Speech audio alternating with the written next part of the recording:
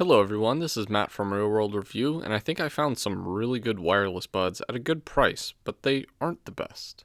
I didn't film an unboxing for these because it's not that special, but these buds are, so let's talk about them.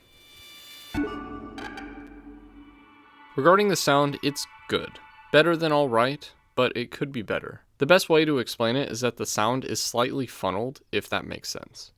It's like as if you put your hands behind your ears and you listen to everything you hear. It isn't terrible, but it sets itself apart from other buds in this price point in a negative way. Another thing is that high-pitched sounds are very sharp, and while turning down the volume helps fix this issue, there's nothing you can do for the high volumes. Other than that, I really don't have any complaints about the audio. It doesn't support Qualcomm aptX, but it does support ACC, which is what Roku should have given their buds to make them sound better. I did experience a drop in connection, but that was maybe after 15 to 20 hours of non-consecutive usage, so that's not a bad thing at all. The controls are interesting to me. They're touch-based and they're kind of hit or miss. I thought it was because I was using Android, but even with Apple devices, the controls are strange. There's no volume controls on the buds, but they do have a next and back option, as well as an assistant option. The assistant is the only one that consistently worked for me, but like the Roku buds, just change the music from your device, not the buds.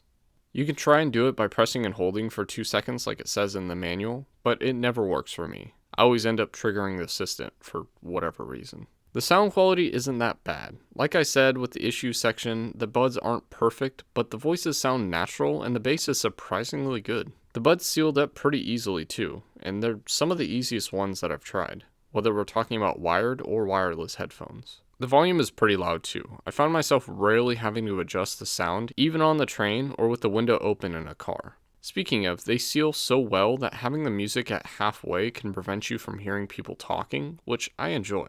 If you want to hear the world and listen to music at the same time, these are probably not the buds for you. Again, the sound could be a little bit fuller, but I'm surprised that these sound good at all volumes. As for comfort, I was really surprised with these. Out of the box, they fit perfectly on my ear and seal perfectly. No need to adjust them to get them to fit in my ear like other buds, which really impressed me. After hours of usage, they did make my ears hurt a little bit, which is pretty normal. They don't push against your ear like Roku's do, but rather lay comfortably on your ears. They slide in and out very easily. And again, it's one of the best fitting in-ear buds that I've used, wireless or not.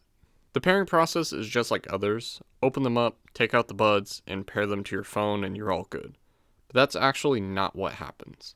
Just like AirPods, simply opening up the case turns on the buds and allows the pairing process to happen. This means that when you go to use them and you put them in your ears, they're already paired. That's something that I haven't seen in other wireless buds other than maybe the AirPods. And then to turn them off, put the buds in the case, close it, and you're back to charging. Simple pairing process, as it should be. Now we talk about the case, which I think is an amazing thing. So the case will give you an estimated 30 hours of usage, and I would say with the usage that I got out of this, that's probably true. The reason I think that's true is because I've had these for over a month and I've only charged these one time, and that was the first day that I got them. Speaking of charging, this actually uses USB-C on the bottom, which I think is an amazing thing. Kind of weird being on the bottom, but it's USB-C regardless.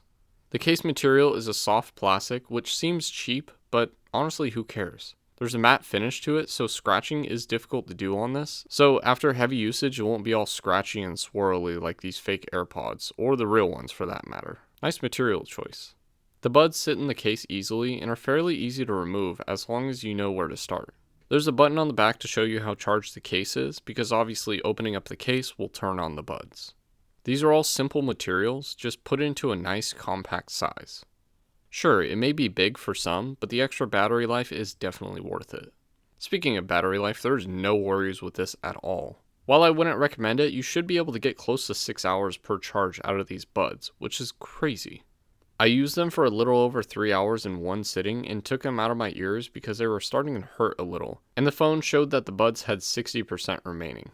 Cowin figured out how to make these last pretty long in a decently small size, and same with the carrying case. After maybe 10 hours of earbud usage, my case was left with 3 bars, so getting 30 hours out of these buds and the case on one charge should be fairly easy to do. These aren't the best buds, but for $60 they're really good.